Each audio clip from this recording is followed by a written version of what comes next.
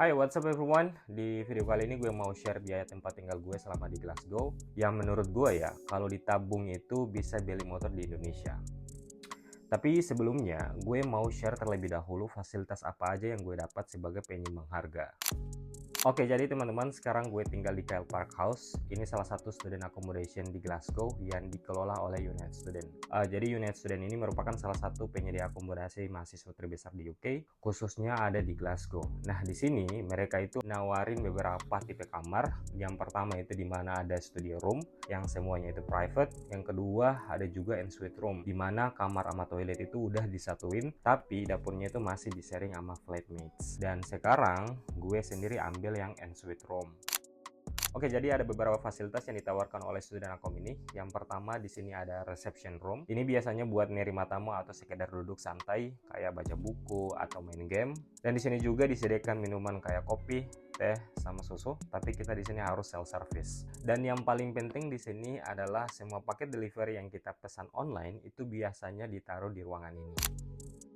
Next, di sini ada common room. Di area ini kita bisa main biliar dan hangout sama teman-teman internasional agar kita itu bisa saling bonding satu sama lain. Nah, di common room ini juga ada study room buat yang mau fokus belajar. Gue sendiri sering kesini kalau lagi ada tugas atau mau baca buku. Dan di common room ini juga ada cinema room, jadi kita bisa nonton bareng kalau lagi bosan di kamar. Nah, di sini biasanya gue sama teman-teman Indonesia pakai tempat ini buat karaoke. Jadi common room ini walaupun dipakai untuk publik, di setiap ruangan tidak terdengar satu sama lain karena dipasang soundproofing. Oke, selanjutnya di sini ada juga laundry room. Di ruangan ini kita bisa nyuci dan keringkan pakaian, jadi nggak perlu jauh-jauh buat ke tempat laundry di luar sana. Dan di area ini juga biasanya ada tempat untuk surat yang ditaruh di sini, jadi mudah diakses.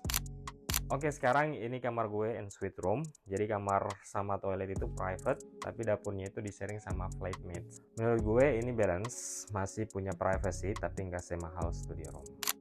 Oke, sekarang kita masuk ke bagian yang paling penting, yaitu harga. Untuk kamar gue sendiri, gue bayar 179 pound sterling per week. Kalau dikali sebulan, itu sekitar 700 pound sterling. Kalau kita lihat kurs sekarang di Indonesia per April 2026, itu sebesar 23.000 per 1 pound. Nah, kalau dihitung, sebulan gue bisa bayar 16 jutaan. Dan kalau hampir setahun, itu bisa setara harga motor di Indonesia. Jujur, waktu pertama gue lihat angka ini, gue juga kaget. Tapi balik lagi ya teman-teman, tiap orang itu beda-beda sesuai kebutuhan dan juga budgetnya. Kalau kalian cari tempat yang lebih murah, pasti ada. Cuman mungkin fasilitasnya juga beda. Dan kalau dipikir-pikir dengan fasilitas yang gue dapat di sini, menurut gue ini masih cukup masuk akal.